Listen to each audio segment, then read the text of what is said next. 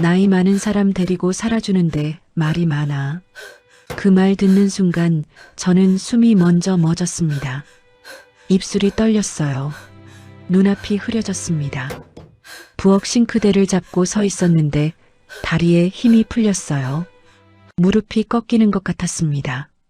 싱크대 모서리를 양손으로 꽉 잡았어요. 손가락 마디가 하얘질 정도로요.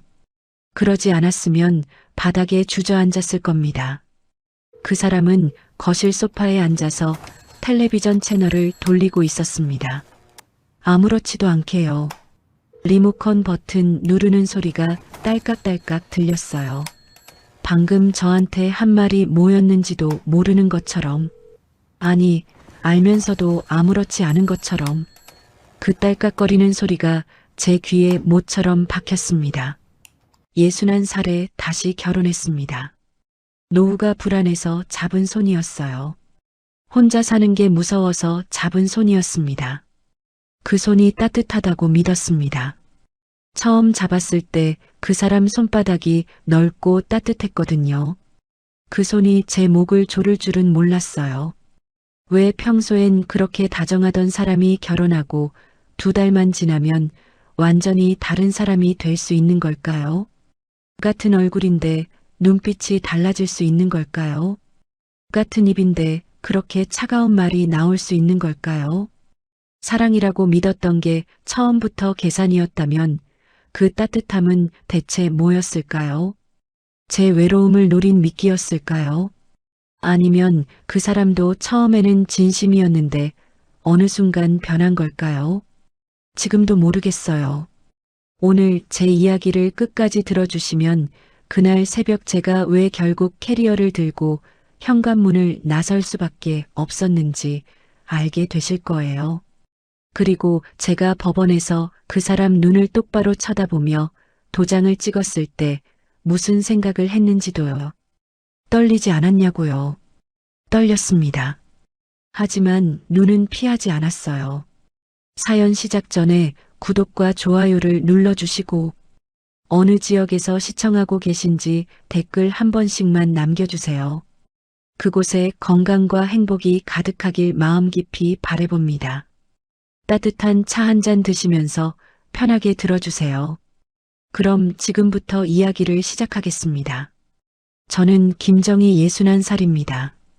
남편이 세상을 떠난 게 3년 전이었어요. 남편은 폐암이었습니다.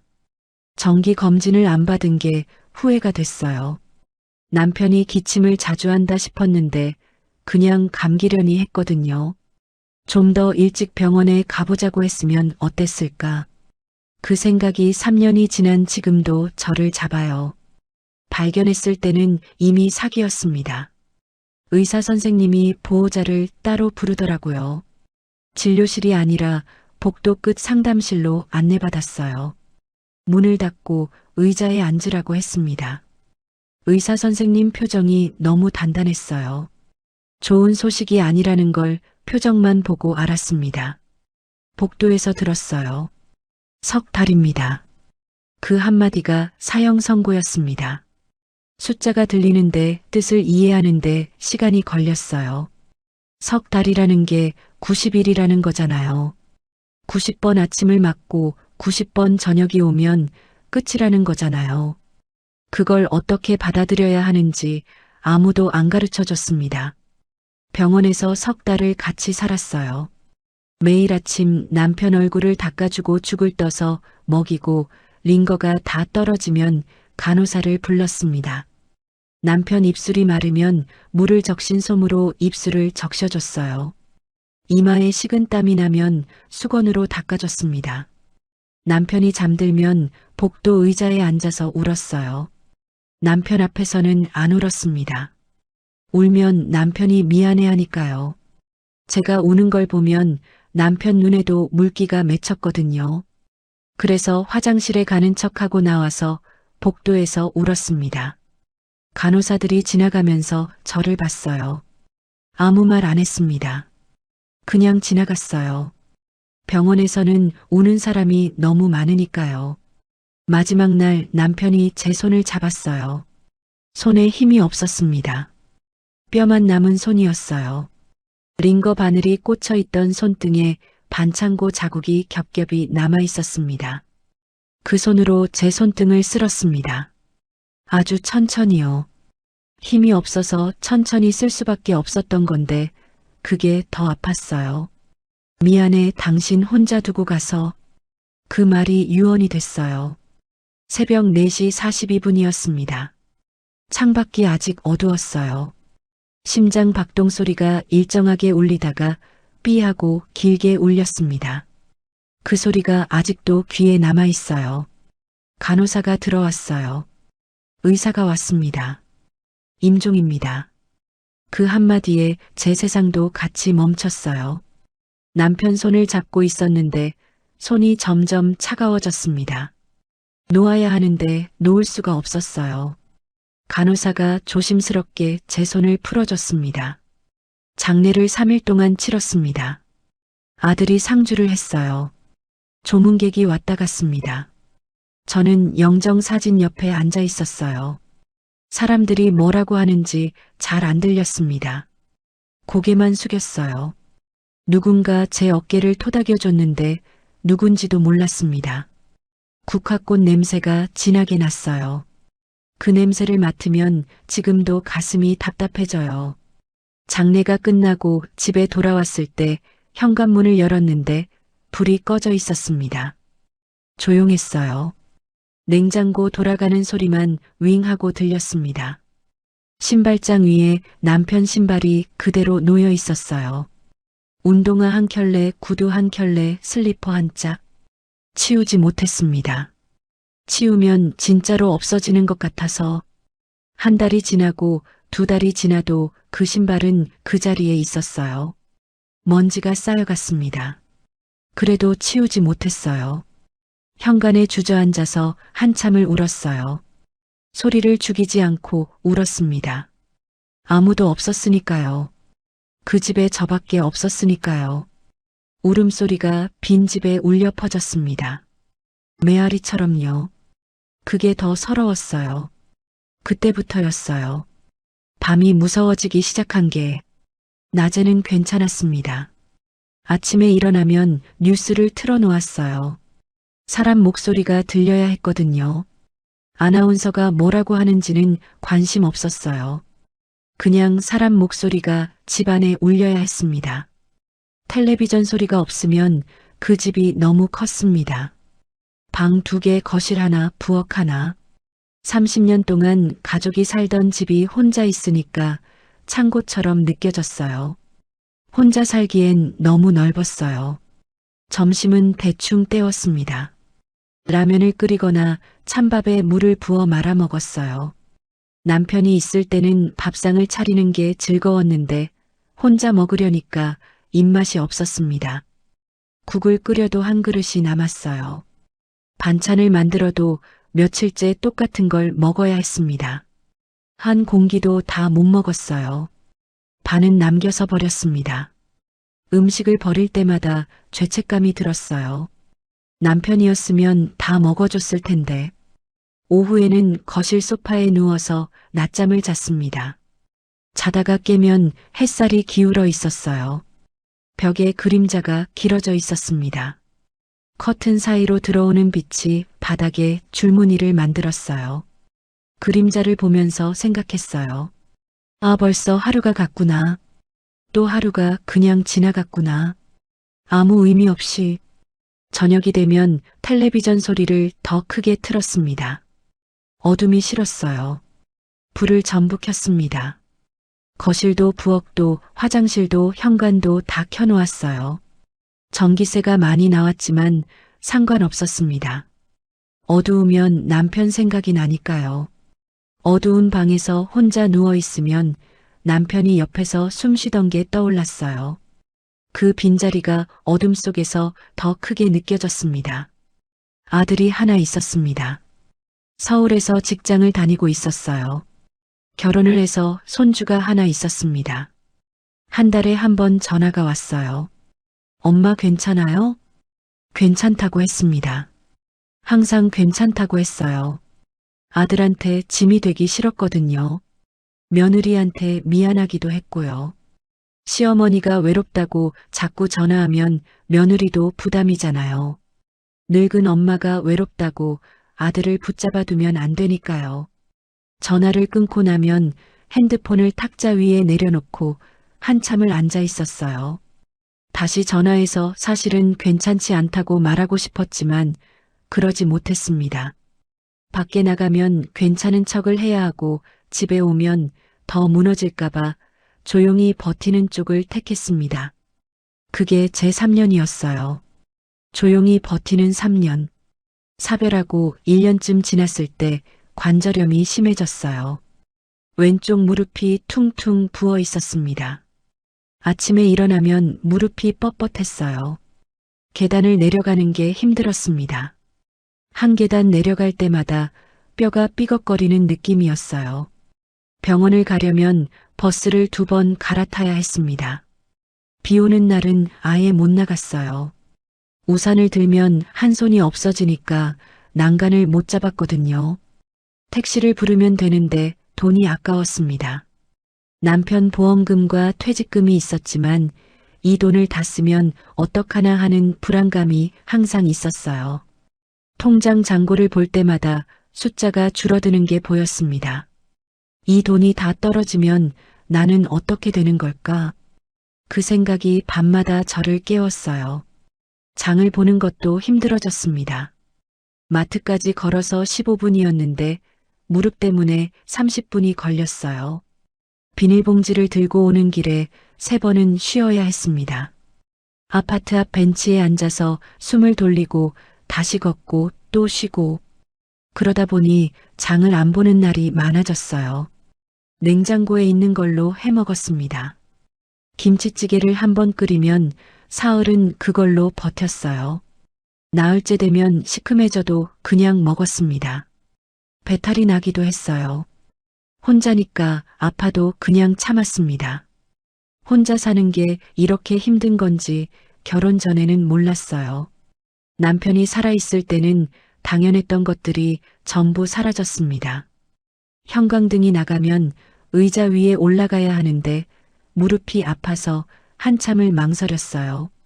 한 번은 의자 위에 올라가다가 비틀거려서 넘어질 뻔했습니다.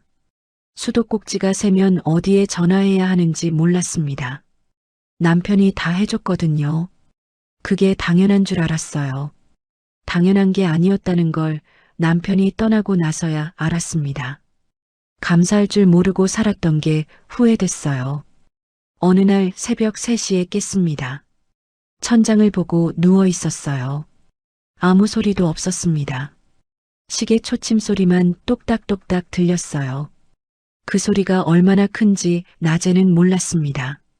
새벽에 혼자 누워 있으면 시계 소리가 망치 소리처럼 들려요. 옆자리가 비어 있었습니다. 이불이 차가웠어요. 손을 뻗어봤습니다. 아무것도 없었어요. 그때 생각했습니다. 이렇게 죽으면 며칠이나 지나야 누가 알까? 아들이 전화를 안 받으면 2주 뒤에 올까? 1달 뒤에 올까? 이웃이 냄새를 맡고 신고할까? 그 생각이 든 뒤로 잠이 안 왔어요. 천장에 금이 가 있었는데 그 금을 따라 눈이 갔습니다. 끝이 어디인지 보려고 했는데 어둠 속이라 안 보였어요. 침대에 누워서 천장만 보다가 아침이 됐고 또 뉴스를 틀었습니다. 또 라면을 끓였어요. 또 소파에 누웠습니다. 또 깼어요. 또 저녁이 됐습니다. 3년이 그렇게 갔어요. 사별한 지 3년. 저는 58에서 61살이 됐고 흰머리가 부쩍 늘었습니다. 거울을 보면 어머니 얼굴이 보였어요. 남편 없이 사는 법을 배운 게 아니라 그냥 익숙해진 것뿐이었어요. 외로움에 익숙해진 거지 외롭지 않은 게 아니었습니다. 외로움이 공기처럼 됐을 뿐이에요. 숨 쉴 때마다 외로움을 들이마시는 거죠. 그러던 어느 날 동창회 연락이 왔어요. 고등학교 동창회였습니다. 30년 만이었어요. 안 가려고 했습니다. 사람 만나는 게 귀찮았거든요. 화장하는 것도 귀찮고 옷 입는 것도 귀찮고 웃어야 하는 것도 귀찮았어요. 사람들이 근황을 물어보면 뭐라고 대답해야 할지도 모르겠고요. 혼자 산다고 하면 불쌍하게 볼 것 같았어요. 그런데 친한 동창이었던 미숙이가 전화를 했습니다. 정희야, 나와 얼굴 좀 보자. 집에만 있으면 안 돼. 제발 나와. 미숙이가 3번을 더 전화했어요.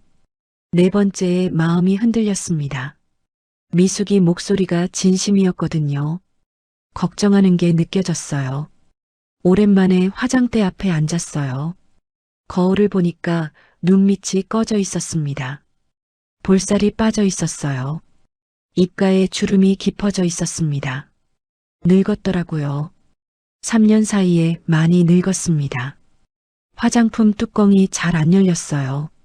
오래돼서 굳어 있었거든요. 립스틱을 바르고 나갔어요. 손이 떨려서 입술선을 벗어났지만 괜찮았습니다. 나간다는 게 중요했으니까요. 현관문을 닫고 밖으로 나오는데 바람이 불었어요. 오랜만에 맞는 바깥 공기였습니다. 동창회는 강남의 한 한정식 집에서 했습니다. 12명이 왔어요.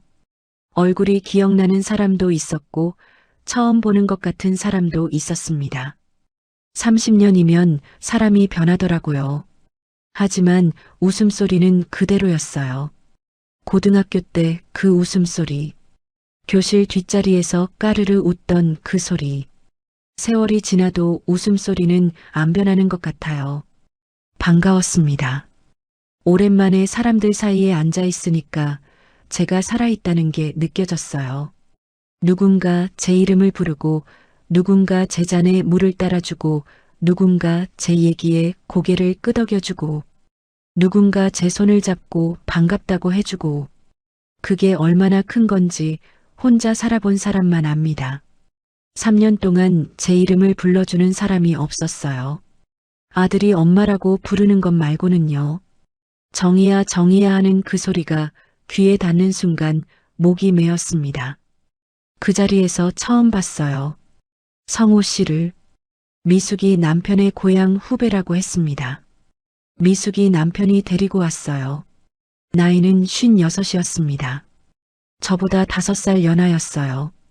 이혼한 지 2년 됐다고 했습니다. 전 부인과 성격 차이로 갈라섰다고요. 키가 크진 않았지만 인상이 부드러웠어요. 웃을 때 눈이 초승달처럼 됐습니다. 성호 씨는 말이 많지 않았어요. 제가 하는 말을 가만히 들어줬습니다. 고개를 끄덕이면서요. 다른 사람들이 시끄럽게 떠들 때도 성호 씨는 제 쪽을 보고 있었어요. 제 물잔이 비면 조용히 채워줬어요. 자연스럽게요. 일부러 하는 것 같지 않게요. 제가 화장실을 갔다 오면 의자를 빼줬습니다. 제가 젓가락으로 반찬을 집으려다 놓치니까 살짝 웃으면서 접시를 가까이 밀어줬어요. 그 웃음이 따뜻해 보였습니다. 첫인상은 그랬습니다. 조용하고 세심하고 배려심이 깊은 사람.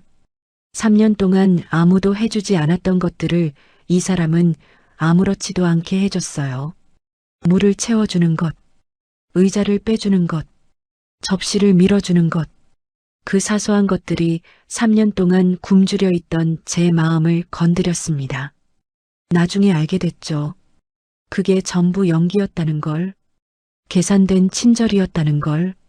하지만 그때는 몰랐어요. 그냥 좋은 사람이라고 생각했습니다. 아니, 좋은 사람이길 바랐습니다. 동창회가 끝나고 성호 씨가 저를 집까지 태워다 줬어요. 차 안에서 별말은 없었습니다. 라디오에서 옛날 노래가 나왔어요. 80년대 노래였습니다. 고등학교 때 많이 듣던 노래. 성호 씨가 볼륨을 살짝 올렸습니다. 그게 편했어요. 억지로 말을 안 해도 되니까. 침묵이 어색하지 않았어요. 차창 밖으로 가로등 불빛이 스쳐 지나갔습니다. 오랜만에 편안한 밤이었어요. 집 앞에 도착해서 내리면서 인사했습니다. 잘 들어가세요. 성호 씨가 고개를 숙이며 웃었어요. 정희 씨도 편히 쉬세요. 그것뿐이었습니다. 더 말하지 않았어요. 더 잡지 않았어요. 그 적당한 거리감이 오히려 마음에 남았습니다. 그런데 이틀 뒤에 문자가 왔어요. 정희 씨 그날 즐거웠습니다. 식사 한번 같이 하시죠. 심장이 뛰었습니다. 3년 만에 처음이었어요. 핸드폰을 들고 한참을 봤어요. 문자를 3번은 다시 읽었습니다. 누군가가 저를 기억해주고 먼저 연락을 한다는 게 이상하게 가슴이 따뜻했습니다. 나쁘지 않았어요. 솔직히 설렜습니다. 61살의 설렘이라니 부끄럽기도 했지만요. 거울을 보면서 혼잣말을 했어요. 이 나이에 무슨 이런 게. 첫 번째 식사는 집 근처 냉면집에서 했어요. 여름이 막 시작되던 때였습니다. 성호 씨는 제 속도에 맞췄습니다. 제가 천천히 먹으면 같이 천천히 먹었어요. 젓가락을 내려놓고 기다려줬습니다. 제가 피곤하다고 하면 바로 헤어졌고 제가 더 있고 싶다고 하면 카페에서 차를 한 잔 더 마셨습니다.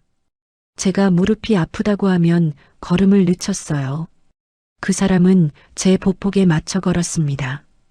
빠르게 걷다가도 제가 뒤처지면 멈춰서서 기다렸어요.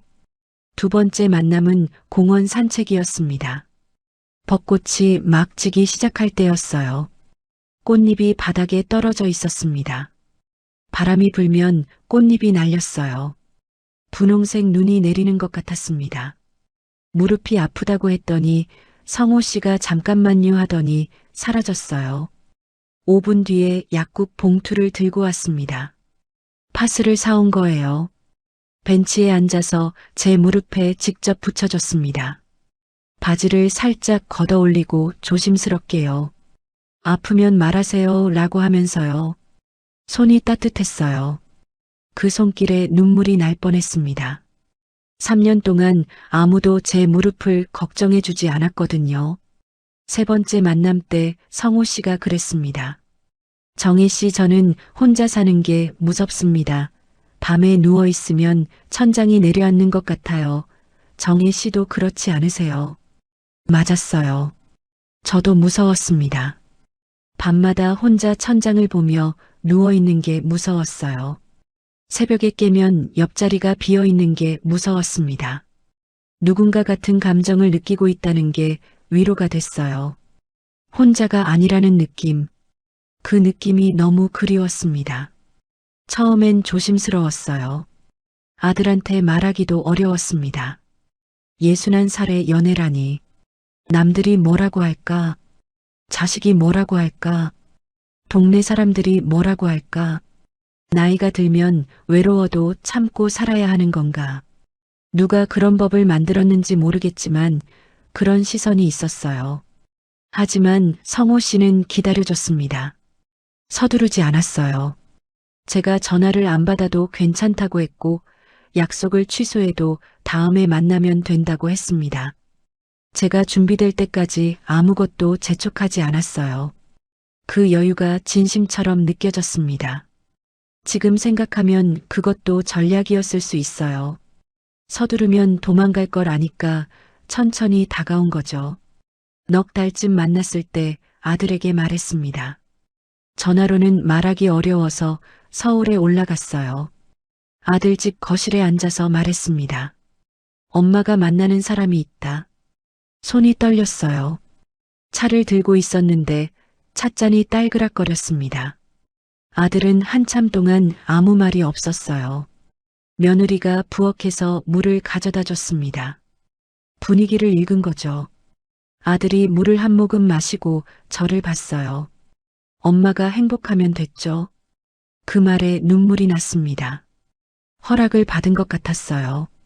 살아도 된다는 허락. 새 사람을 만나도 된다는 허락. 외로워하지 않아도 된다는 허락. 성호 씨와 교제한 지 8달 만에 혼인신고를 했습니다.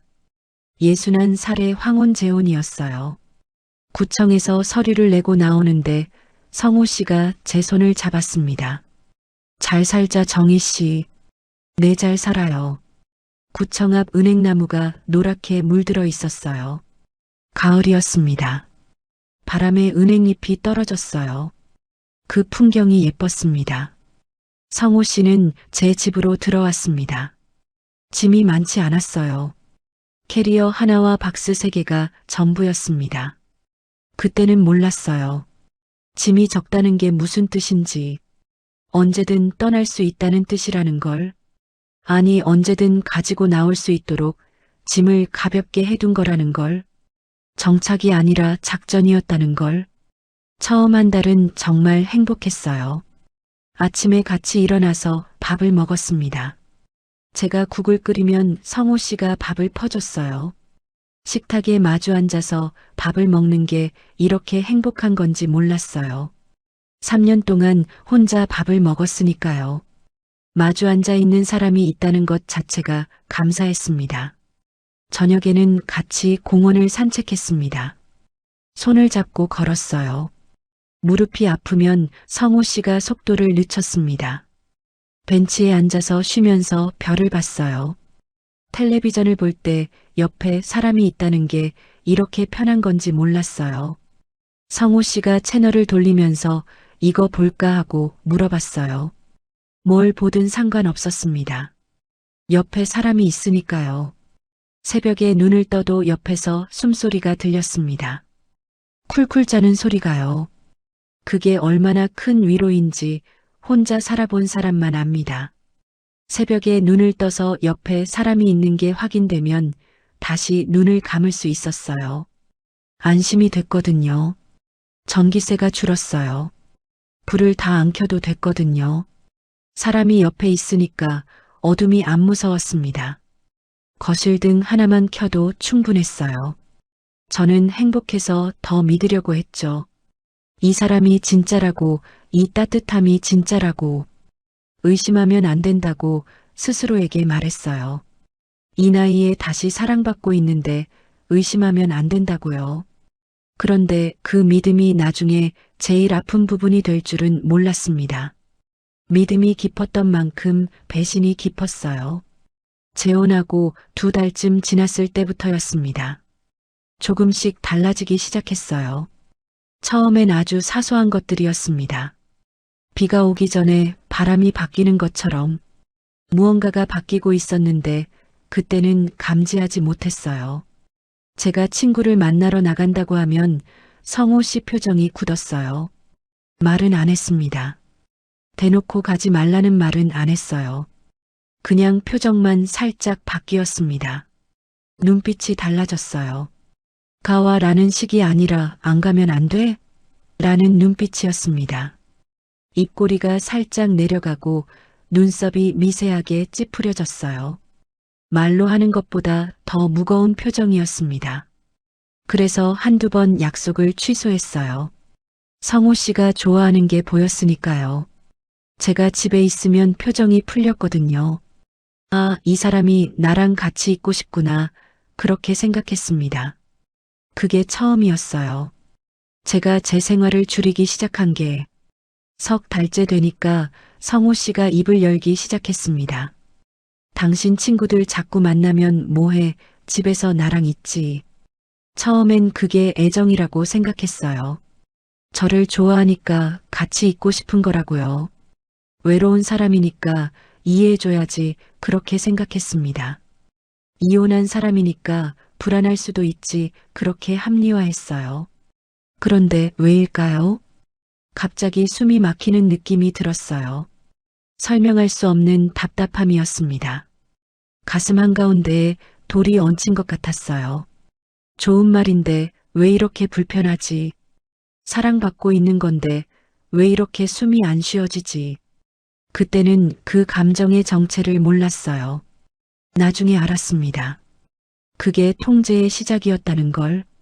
넉 달째부터 성호 씨의 말투가 바뀌었습니다. 존댓말이 사라지기 시작했어요.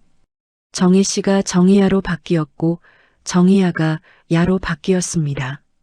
부부니까 반말하는 게 당연하다고 생각할 수 있어요. 하지만 달랐습니다. 그 반말에는 존중이 없었어요. 야, 밥 뭐야? 야, 왜 아직 안 했어? 야, 나 나간다. 대답을 기다리지 않았습니다. 물어보는 게 아니라 통보하는 거였어요. 제가 뭘 하고 있든 상관없었습니다. 제가 무릎이 아파서 누워 있어도 밥 타령이었어요. 성호 씨 기준에 맞춰야 했어요.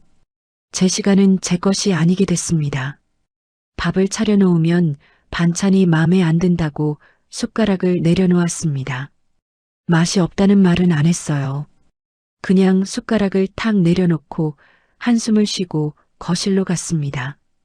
그게 더 무서웠어요.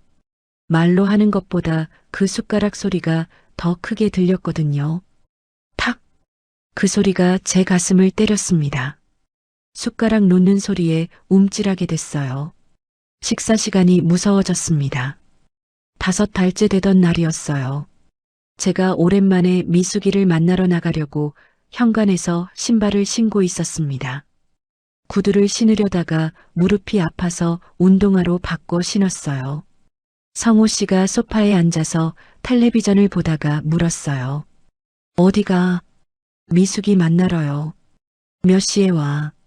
5시쯤이요. 6시에 밥인데. 알아요. 그 전에 올게요. 나갔습니다. 미숙이를 만나서 카페에서 커피를 마시고 있었어요. 오랜만에 편하게 이야기를 했습니다. 미숙이가 손녀 사진을 보여줬어요. 통통한 볼이 귀여웠습니다. 웃었습니다. 오랜만에 마음 편하게 웃었어요. 어깨에 힘이 빠지는 느낌이었습니다. 집에서는 이렇게 웃지 못했거든요. 그런데 전화가 왔습니다. 성호 씨였어요. 화면에 이름이 뜨는 걸 보는 순간 웃음이 사라졌어요. 지금 어디야? 카페에 있어요. 몇 시에 온다고 했어? 5시요. 지금 4시 40분이야. 알아요. 곧 갈게요. 전화를 끊었는데 손바닥에 땀이 났어요. 가슴이 두근거렸습니다. 무서운 일이 일어난 것도 아닌데 왜 이렇게 불안한지 모르겠었어요. 심장이 빨리 뛰었습니다. 커피잔을 내려놓는 손이 떨렸어요. 미숙이가 제 표정을 보고 물었습니다. 정희야 괜찮아? 괜찮다고 했습니다. 괜찮지 않았지만 괜찮다고 했어요. 항상 그랬습니다. 평생 괜찮다고만 살았어요. 서둘러 계산하고 나왔어요. 버스를 탔습니다. 버스 안에서 계속 시계를 봤어요.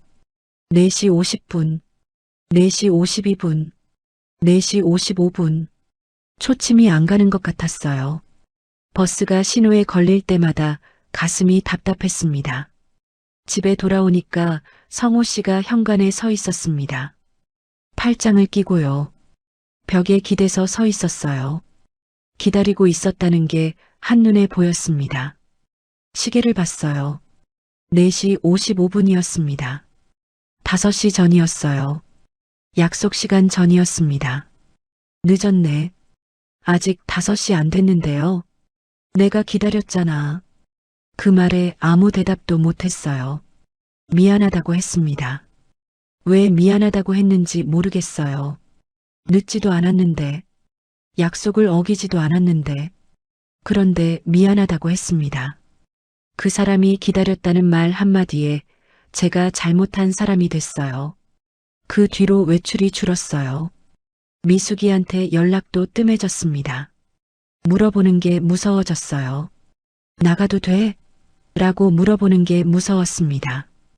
허락을 구해야 하는 상황 자체가 이상한 건데 그때는 그게 이상한 줄도 몰랐어요. 제 집에서 제가 허락을 구하고 있었습니다. 제 인생에서 제가 눈치를 보고 있었어요. 그러면서 제 생활이 점점 좁아졌습니다. 집이 전부가 됐어요. 부엌과 거실과 침실. 그게 제 세상이 됐습니다. 3년 전에는 혼자라서 세상이 좁았는데 지금은 옆에 사람이 있는데도 세상이 좁았어요. 다른 종류의 감옥이었습니다. 6달째 되던 어느 날 저녁이었습니다. 성호 씨가 술을 마시고 들어왔어요. 현관문이 쾅 닫혔습니다. 그 소리에 심장이 멈추는 것 같았어요. 소리에 놀라서 부엌에서 뛰어나왔어요. 성호 씨가 신발을 벗지도 않고 거실로 들어왔습니다. 발자국이 마루에 찍혔어요. 흙자국이 거실까지 이어졌습니다. 밥 줘. 차렸어요. 앉으세요. 성호 씨가 밥상 앞에 앉았습니다. 의자를 끌어당기는 소리가 날카롭게 울렸어요. 국을 한 숟가락 떠서 입에 넣었어요. 표정이 일그러졌습니다. 숟가락을 내려놓았어요. 탁! 이게 뭐야, 싱겁잖아. 소금 더 넣을까요? 내가 매번 말해야 돼? 죄송해요. 그러다가 성호 씨가 갑자기 고개를 들어서 저를 봤어요. 눈이 충혈돼 있었습니다. 술 냄새가 밥상까지 왔어요. 식초 같은 냄새. 그 눈으로 저를 뚫어지게 쳐다보면서 말했습니다. 당신은 뭘 할 줄 아는 게 있어. 숨이 멎었습니다. 턱이 막혔어요. 그 한마디에 머릿속이 하얘졌습니다. 귀에서 윙 하는 소리가 났어요. 대답을 못했어요. 입을 열었는데 소리가 안 나왔습니다. 손이 떨렸어요. 앞치마를 꽉 움켜쥐었습니다. 앞치마 천이 구겨졌어요. 손톱이 손바닥에 파고들었습니다. 성호 씨는 밥을 안 먹고 방으로 들어갔어요. 문이 쾅 닫혔습니다. 저는 밥상 앞에 혼자 앉아 있었어요. 국이 식어가고 있었습니다. 김이 안 나고 있었어요. 된장국 위에 기름기가 동그랗게 떠 있었습니다. 저도 식어가고 있었습니다. 눈물이 흘렀어요. 소리 없이 울었습니다. 밥상 앞에서 혼자 울었어요. 눈물이 국그릇에 떨어졌습니다. 그날 밤 침대에 누워서 생각했습니다. 이게 맞나? 내가 뭘 잘못한 건가? 왜 이렇게 됐을까? 남편이 살아있었으면 이런 일은 없었을 텐데. 남편은 한 번도 저한테 그런 말을 한 적이 없었어요. 밥이 싱거우면 소금을 더 넣어 먹었고 맛있다고 했습니다. 그게 당연한 건 줄 알았는데 당연한 게 아니었어요. 다음 날 아침 성호 씨는 아무 일도 없었다는 듯이 밥을 먹었습니다. 세수를 하고 나와서 밥상 앞에 앉았어요. 국을 떠먹었습니다. 어제 미안해, 내가 취해서 그런 거야. 진심이 아니었어. 그 말에 안심했습니다. 바보 같죠? 취해서 그런 거라고 하니까 믿었어요. 진심이 아니었다고 하니까 괜찮아진 것 같았습니다. 사과하는 성호 씨 표정이 미안해 보였거든요. 눈이 초승달처럼 되면서 웃었어요. 처음 만났을 때 그 눈. 그 눈을 보면 마음이 풀렸습니다. 하지만 그게 반복됐어요. 일주일에 한 번이었던 게 사흘에 한 번이 됐고 이틀에 한 번이 됐습니다. 집에서 밥이나 해요. 당신이 뭘 안다고. 내가 아쉬워서 당신한테 온 줄 알아? 그리고 그 말이 나왔어요. 제가 잊을 수 없는 그 말. 나이 많은 사람 데리고 살아주는데 말이 많아. 데리고 살아주는데. 데리고요. 이 집은 제 집이었습니다. 남편이 남기고 간 제 이름으로 된 아파트에서 제가 밥을 해주고 빨래를 해주고 청소를 해주고 있는데 데리고 살아준다고요. 누가 누구를 데리고 사는 건지 제 집에서 제 밥을 해주고 있는데 그 한마디가 제 30년을 지웠어요. 매번 같은 패턴이었어요.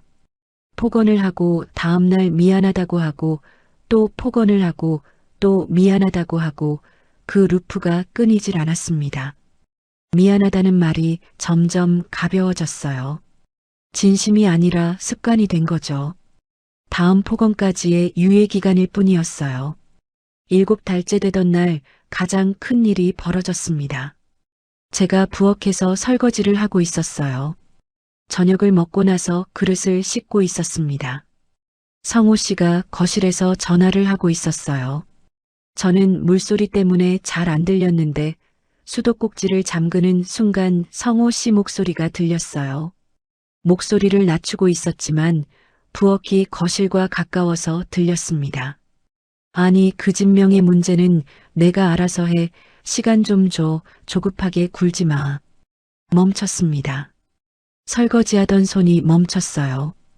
그릇을 잡고 있던 손에서 힘이 빠졌습니다. 그릇이 싱크대에 부딪힐 뻔했어요.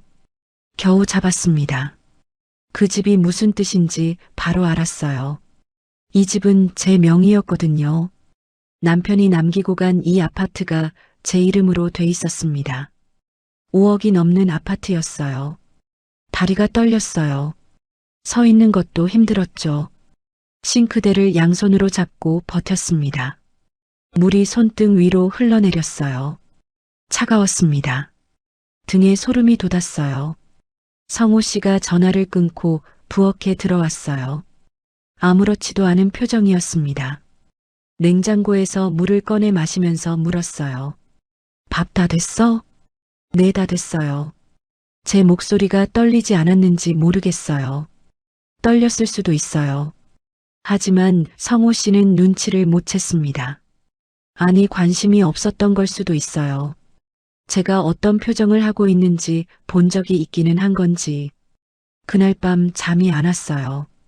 명예 문제라는 말이 머릿속에서 계속 맴돌았습니다. 천장을 보면서 그 단어들을 하나하나 분석했어요. 왜 제 집 명의를 누군가한테 얘기하는 걸까? 누구한테 한 전화였을까? 조급하게 굴지 말라는 건 상대방이 서두르고 있다는 뜻이잖아요. 이미 계획이 있었다는 뜻이잖아요. 혼자가 아니라는 뜻이잖아요. 공범이 있다는 뜻이잖아요. 등이 서늘했습니다. 옆에서 쿨쿨 자고 있는 성호 씨를 봤어요. 코를 골고 있었습니다. 이 사람이 누구지?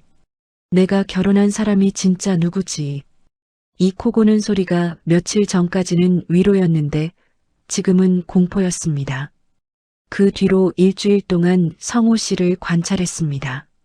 전화가 오면 밖으로 나갔어요. 베란다로 나가거나 현관 밖으로 나갔습니다. 통화 내용을 안 들키려는 게 보였어요. 핸드폰을 항상 뒤집어 놓았습니다. 화면이 안 보이게요. 예전에는 안 그랬거든요. 예전에는 식탁 위에 핸드폰을 그냥 놓았어요. 화면이 위로 가게요. 언제부터 뒤집기 시작한 건지 돌이켜보면 한 달쯤 전부터였습니다. 어느 날 성호 씨가 샤워하러 간 사이에 핸드폰이 거실 탁자 위에 있었습니다. 저는 평생 남의 핸드폰을 본 적이 없는 사람이에요. 남편 핸드폰도 본 적 없습니다. 남의 사생활을 보는 건 옳지 않다고 생각하는 사람이었어요. 그런데 그날은 봤어요. 손이 떨렸지만 봤습니다. 화장실에서 물소리가 나고 있었어요. 시간이 많지 않았습니다. 심장이 귀까지 뛰었어요. 카카오톡이 열려 있었어요. 누나라고 저장된 번호가 있었습니다. 성호 씨한테 누나는 없었어요. 외동이라고 했거든요. 처음 만났을 때 형제가 없다고 분명히 말했습니다. 누나가 아닌 사람을 누나로 저장해 놓은 거예요. 메시지를 봤습니다. 심장이 터질 것 같았어요. 눈에 초점이 안 맞았습니다. 글씨가 흔들렸어요. 손가락이 떨려서 스크롤을 올리는데 3번을 미끄러졌어요. 진명에 넘기게 하려면 시간이 좀 걸려. 서두르지 마, 의심하면 끝이야. 그 여자 순진해서 잘하면 될 거야. 좀만 더 참아. 그 여자가 저였습니다. 순진한 여자가 저였어요. 잘하면 될 거야의 대상이 저였습니다. 61살에 외로워서 누군가 손을 잡아줬다고 좋아했던 그 순진한 여자가 저요. 핸드폰을 내려놓았어요. 제자리에 뒤집어서 놓았습니다. 손이 떨려서 정확한 위치에 놓는데 3번을 고쳤어요. 화장실에 들어갔어요. 문을 잠갔습니다. 바닥에 주저앉았어요. 타일이 차가웠습니다. 소리 없이 울었어요. 입을 손으로 막고 울었습니다. 성호 씨가 들을까봐. 어깨가 들썩거렸어요. 눈물이 손가락 사이로 흘러내렸습니다. 그 순간 모든 게 연결됐어요. 퍼즐 조각이 맞춰지듯이 하나하나 떠올랐습니다. 왜 제 집으로 들어왔는지, 왜 짐을 적게 가져왔는지, 왜 결혼을 서둘렀는지, 왜 친구들을 못 만나게 했는지, 왜 저를 점점 가두었는지, 왜 저한테만 못되게 굴었는지, 왜 미안하다고 한 다음 날 또 똑같은 짓을 했는지, 왜 파스를 사다 줬는지, 왜 물잔을 채워줬는지, 왜 의자를 빼줬는지, 전부 다 다정함이 아니었다는 걸요. 관리였다는 걸요. 가스라이팅이었다는 걸요. 성호 씨는 저를 사랑한 게 아니라 관리하려고 했던 겁니다. 제 외로움을 이용한 거예요. 혼자가 무서운 61살 여자의 외로움을 정확하게 노린 겁니다. 동창회에서 눈이 초승달처럼 되면서 웃던 그 웃음도 연기였어요. 공원에서 무릎에 파스를 붙여줬던 그 따뜻한 손도 계산이었어요. 그런데 바로 나가지 못했어요. 왜냐고요? 무서웠거든요.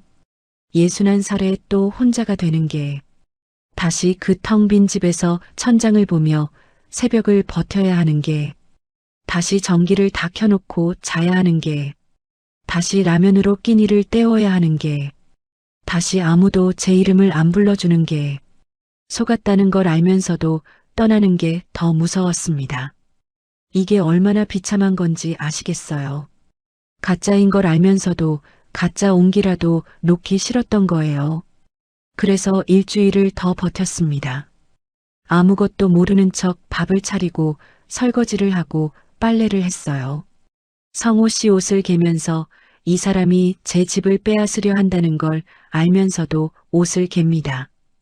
밥을 차리면서 이 사람이 저를 순진하다고 비웃고 있다는 걸 알면서도 밥을 차렸어요.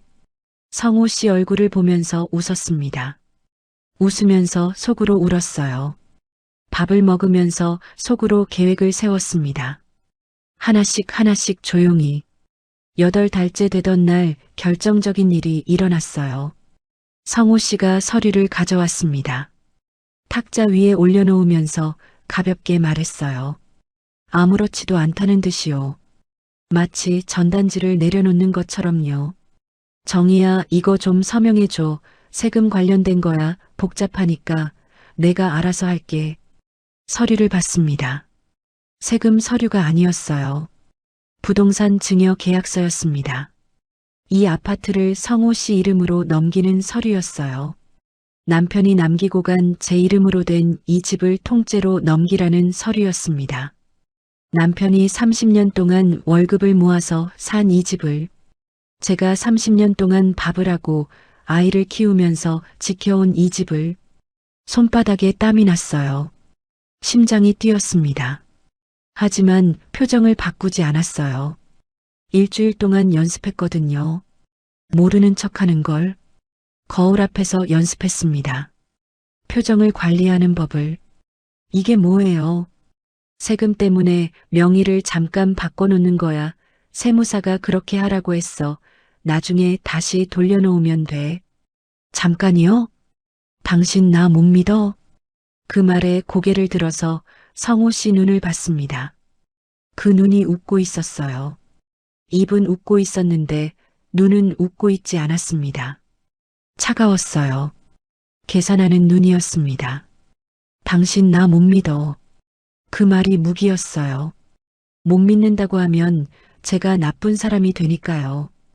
의심하는 제가 문제가 되니까요. 저는 더 이상 말하지 않았습니다. 확신했죠. 알겠어요. 좀 생각해 볼게요. 생각은 뭘 해부부잖아. 내일 할게요. 성호 씨 표정이 살짝 굳었습니다. 입꼬리가 내려갔어요. 하지만 더 밀어붙이지는 않았어요. 알았어, 내일 해. 그날 밤이 가장 길었습니다. 침대에 누워서 성호 씨 옆에 누워서 생각했어요. 이 사람 옆에 있는 게 이렇게 무서운 건지, 같은 이불 속에 있는데 이렇게 추운 건지, 이 사람이 잠든 사이에 제가 얼마나 떨고 있는지 이 사람은 모를 거예요. 시계를 봤습니다. 12시, 1시, 2시, 3시. 새벽이 올 때까지 잠이 안 왔어요. 결심했습니다. 내일이다. 다음 날 아침 성호 씨가 출근한 뒤에 움직였습니다. 현관문이 닫히는 소리를 듣고 30초를 기다렸어요. 엘리베이터 소리가 들렸습니다. 내려가는 소리, 윙하는 기계음이 점점 작아졌어요. 그제야 일어났어요. 이불을 걷어차고 벌떡 일어났습니다. 먼저 미숙이에게 전화했습니다. 미숙아, 나 좀 도와줘. 지금 바로 와줄 수 있어? 미숙이가 물었어요. 무슨 일이야? 전부 말했습니다. 카카오톡 메시지 내용을, 증여 계약서를 다 말했어요. 말하면서 목이 메었지만 끝까지 말했습니다. 미숙이가 한참 동안 아무 말이 없었습니다. 수화기 너머로 숨소리만 들렸어요. 그러다가 한마디 했어요. 지금 간다. 그 한마디에 힘이 났습니다. 혼자가 아니라는 게 느껴졌어요. 그리고 아들에게 전화했습니다. 아들아, 엄마 이야기 좀 들어줘. 아침 시간이라 아들이 출근 준비 중이었을 거예요. 하지만 아들은 전화를 끊지 않았습니다. 사정을 말했어요. 아들이 듣고 있었습니다. 중간에 끊지 않았어요. 다 듣고 나서 한참 동안 침묵이었습니다. 숨소리만 들렸어요. 아들의 숨소리가 거칠어졌습니다. 화가 나 있다는 게 느껴졌어요. 그러다가 한마디 했습니다. 엄마, 지금 당장 나와. 그 말에 눈물이 쏟아질 것 같았어요. 하지만 참았습니다. 울 시간이 아니었어요. 지금은 움직여야 할 때였습니다. 파우치를 꺼냈어요. 신분증이 들어 있었습니다. 집 열쇠가 있었어요. 서류 봉투가 있었습니다. 등기권리증 사본을 넣어뒀어요. 미리 준비해 둔 거였습니다. 일주일 동안 모르는 척하면서 하나씩 챙겨놨어요. 성호 씨가 텔레비전 보는 사이에 서랍에서 서류를 꺼냈고, 성호 씨가 샤워하는 사이에 파우치에 넣어뒀습니다. 들키면 안 됐어요. 들키면 어떻게 될지 몰랐으니까요. 침대 밑에서 캐리어를 꺼냈습니다. 먼지가 쌓여 있었어요. 손으로 먼지를 털었습니다. 옷 몇 벌을 넣었어요. 속옷, 양말, 잠옷, 외출복. 많이 넣지 않았습니다. 필요한 것만 넣었어요. 화장품을 넣었습니다.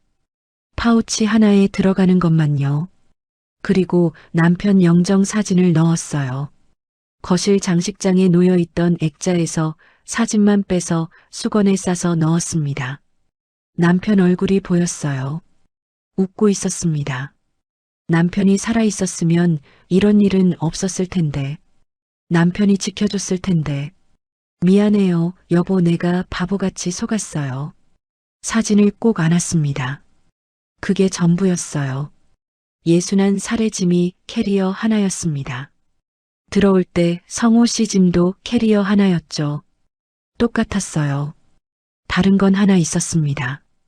성호 씨는 빼앗으려고 들어왔고 저는 지키려고 나가는 거였어요. 미숙이가 차를 가지고 왔습니다. 아파트 앞에 세워뒀어요. 미숙이가 올라오겠다고 했는데 괜찮다고 했습니다. 혼자 내려가야 했어요. 혼자의 힘으로 나가야 했습니다. 현관에 서서 집을 한번 둘러봤습니다. 거실 소파, 부엌 식탁, 남편이랑 30년 살던 그 집, 아들이 어릴 때 거실에서 뛰어다니던 그 집, 크리스마스 때 트리를 세우던 그 집, 남편이 마지막으로 퇴원하고 돌아왔던 그 집, 남편이 소파에 누워서 텔레비전을 보던 그 집, 성호 씨가 빼앗으려 했던 그 집, 다 지키겠습니다. 남편이 남겨준 이 집을 지키겠습니다. 현관문을 닫았습니다. 잠금 장치를 걸었어요. 열쇠를 파우치에 넣었습니다. 엘리베이터를 탔어요. 1층으로 내려갔습니다. 밖으로 나왔어요. 바람이 불었습니다. 햇살이 밝았어요. 미숙이 차에 탔어요. 떠났습니다. 미숙이 집에서 사흘을 묵었어요. 미숙이가 제 방을 내줬습니다. 이불을 깔아줬어요. 밥을 차려줬습니다. 미숙아, 고마워라고 했더니 미숙이가 그랬어요. 고마운 건 나중에 해, 지금은 밥 먹어. 미숙이가 제 그릇에 밥을 퍼주면서 숟가락을 쥐어줬어요. 그 손이 따뜻했습니다. 진짜 따뜻함이었어요. 계산 없는 따뜻함. 그게 뭔지 다시 알게 됐습니다. 그 사이에 변호사를 만났습니다. 아들이 서울에서 내려왔어요. 아들이 변호사를 알아봐 줬습니다. 변호사 사무실에 앉아서 서류를 보여줬어요. 변호사가 서류를 보고 말했습니다. 혼인 기간이 1년 미만이고 재산 형성에 기여한 바가 없으니 분할 대상이 아닙니다. 안심하세요. 안심이 됐어요. 다리 힘이 풀렸습니다. 의자에 앉아서 한참 동안 아무 말도 못했어요. 아들이 제 등을 쓸어줬습니다. 괜찮아, 엄마 다 괜찮아. 성호 씨한테는 문자 하나만 보냈습니다.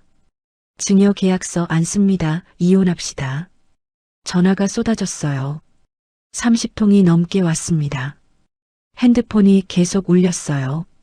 진동이 탁자 위에서 윙윙거렸습니다. 받지 않았어요. 문자가 왔습니다. 정이야 오해야 내가 설명할게. 당신 없으면 나 어떡해. 제발 전화 좀 받아. 내가 잘못했어. 한 번만 기회를 줘. 읽고 내려놓았습니다. 예전 같았으면 흔들렸을 거예요. 미안하다는 말에 또 돌아갔을 겁니다. 당신 없으면 나 어떡해 라는 말에 마음이 약해졌을 거예요. 그 말이 사랑처럼 들렸을 테니까요. 하지만 그 순간 생각났습니다. 그 여자 순진해서 잘하면 될 거야. 그 문자가 떠올랐어요. 순진해서라는 그 세 글자가 머릿속에서 번쩍였습니다. 더 이상 흔들리지 않았어요. 더 이상 순진하지 않기로 했습니다. 순진함을 무기로 쓸 수 있는 사람한테 더 이상 순진한 사람으로 남아있을 수 없었어요. 변호사를 통해서 이혼 절차를 밟았어요. 성호 씨는 재산 분할을 요구했습니다.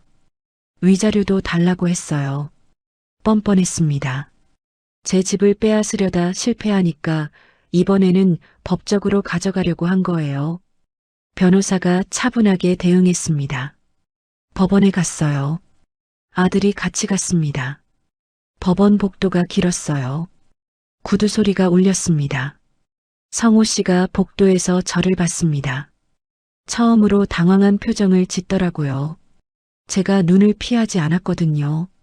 똑바로 쳐다봤어요. 30초쯤 눈을 마주쳤습니다. 성호 씨가 먼저 눈을 내렸어요. 그 표정을 보고 확신했습니다. 다정함이 아니었다는 걸요. 관리였다는 걸요. 서류에 각자 서명했습니다. 확인 도장을 받았죠. 이혼이 성립됐어요. 법원을 나와서 하늘을 봤습니다. 맑았어요. 구름이 한 점도 없었습니다. 바람이 불었어요. 따뜻한 바람이었습니다. 봄바람이었어요. 벚꽃은 이미 졌지만 나뭇잎이 초록색이었습니다. 아들이 옆에 서 있었어요. 엄마 밥 먹으러 가자. 그 한마디에 눈물이 났어요. 이번에는 참지 않았습니다. 아들 앞에서 울었어요. 법원 앞 계단에서 울었습니다. 아들이 아무 말 없이 제 어깨를 잡아줬습니다. 며느리가 보낸 문자가 왔어요. 어머니 수고하셨어요. 그게 충분했어요. 더 이상의 말은 필요 없었습니다. 집으로 돌아왔습니다. 현관문을 열었어요. 성호 씨 신발이 없었습니다. 거실에 성호 씨 물건이 하나도 없었어요. 텅 비어 있었습니다. 캐리어 하나와 박스 3개. 들어올 때 그것뿐이었으니까 나갈 때도 그것뿐이었겠죠. 그런데 이상하게 무섭지 않았어요. 3년 전 남편이 떠나고 혼자 돌아왔을 때는 현관에 주저앉아 울었는데 이번에는 안 울었습니다. 오히려 숨이 트이는 느낌이었어요. 가슴에 눌러놓았던 돌덩이가 빠진 것 같았습니다. 어깨가 가벼워졌어요. 목이 풀리는 느낌이었습니다. 8달 동안 숨을 참고 있었던 것 같았어요. 신발을 벗고 거실로 들어갔어요. 커튼을 열었습니다. 햇살이 쏟아져 들어왔어요. 거실 바닥에 햇살이 네모나게 깔렸습니다. 따뜻했어요. 먼지가 햇살 속에서 반짝거렸습니다. 소파에 앉았어요. 조용했습니다. 하지만 무섭지 않았어요. 이 조용함이 외로움이 아니라 평화라는 걸 알았습니다. 3년 전의 조용함은 공포였는데 지금의 조용함은 안도였어요. 혼자지만 외롭지 않아요. 아니, 혼자라서 편합니다. 아무도 밥 타령을 안 하고, 아무도 몇 시에 오냐고 안 물어보고, 아무도 숟가락을 탁 내려놓지 않아요. 그 뒤로 석 달이 지났어요. 미숙이랑 일주일에 한 번 만납니다. 카페에서 커피를 마시면서 2시간씩 이야기해요. 몇 시에 오냐고 묻는 사람이 없으니까 시간을 안 봐요. 아들이 격주에 한 번 내려와요. 며느리가 반찬을 만들어서 택배로 보내줍니다. 제가 좋아하는 감자조림이랑 멸치볶음이요. 손주가 전화해서 할머니하고 불러요. 그 목소리가 세상에서 제일 예쁩니다. 관절염 때문에 병원도 다시 다니기 시작했어요. 의사 선생님이 꾸준히 오시라고 했습니다. 이번에는 꾸준히 갑니다. 아침에 일어나면 커튼을 열고 물을 끓이고 혼자 밥을 먹습니다. 남편이 좋아하던 된장찌개를 끓여요.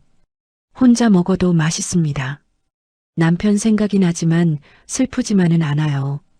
점심에는 공원에 산책을 가요. 무릎이 아프면 벤치에 앉아서 쉽니다. 아무도 몇 시에 오냐고 안 물어요. 비둘기가 옆에 와서 앉아요. 그것도 나쁘지 않아요. 오후에는 책을 읽습니다. 도서관에서 빌려온 책이요. 저녁에는 텔레비전을 보다가 잠이 들어요. 리모컨을 잡고 잠드는 게 습관이 됐어요. 예전이랑 똑같은 하루인데요. 느낌이 다릅니다. 예전에는 버티는 하루였는데 지금은 살아가는 하루예요. 예전에는 조용함이 무서웠는데 지금은 조용함이 좋습니다. 예전에는 혼자가 벌이였는데 지금은 혼자가 선택입니다. 여러분이라면 어떻게 하셨을까요? 사랑이라고 믿었던 게 사실은 통제였다는 걸 알았을 때 바로 떠나셨을까요? 아니면 저처럼 확실해질 때까지 기다렸다가 조용히 정리하셨을까요? 정답은 없다고 생각해요. 중요한 건 떠나는 타이밍이 아니라 떠나겠다고 결심하는 그 순간이에요. 그 순간이 오면 사람은 움직이게 돼 있습니다. 61살이어도 움직일 수 있습니다. 70이어도 80이어도 움직일 수 있습니다. 나이가 얼마든 자기 인생을 지킬 수 있습니다. 누가 대신 지켜주는 게 아니에요. 내가 결심해야 합니다. 그 결심이 서는 순간 다리에 힘이 들어옵니다. 정의가 정말 끝낸 건 결혼이었을까요? 아니면 숨는 나였을까요? 우리도 살다 보면 억울하고 도망치고 싶은 순간이 오잖아요. 그럴 때 오늘 이야기가 조금이나마 위로가 되었으면 좋겠습니다. 외로움은 더 이상 없다. 내 자신은 내가 지켜야 된다. 구독해 두시면 다음 사연도 과장 없이 있는 그대로 더 친절하게 들려드릴게요. 끝까지 보신 분들은 지금 화면 왼쪽 재생 목록 같은 흐름의 사연들을 이어서 보세요. 그리고 오른쪽 추천 영상은 이 지옥이 시작된 첫 단추가 더 선명하게 나옵니다. 지금 바로 하나만 눌러주시면 그대로 이어집니다.